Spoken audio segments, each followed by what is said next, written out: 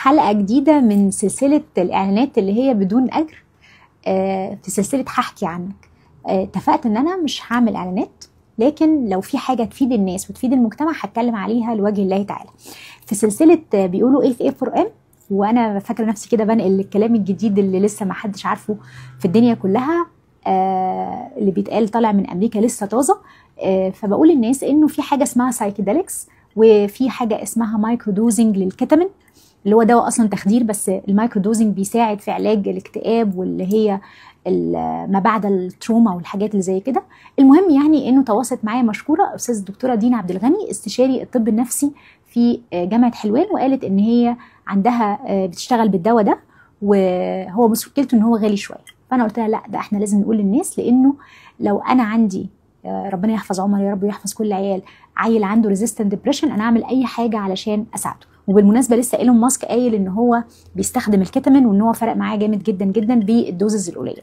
فهذا اعلان عن انه الخدمه دي موجوده في مصر، وفي ناس فاهمه فيها وفي ناس بتعرف تعالج بيها، واعتقد ان احنا هنستضيف في يوم من الايام، معرفش بقى في انهي اطار، الدكتوره دينا نتكلم معاها في هذا الموضوع. وان الدواء موجود وان اللي بيشتغلوا بيه موجودين.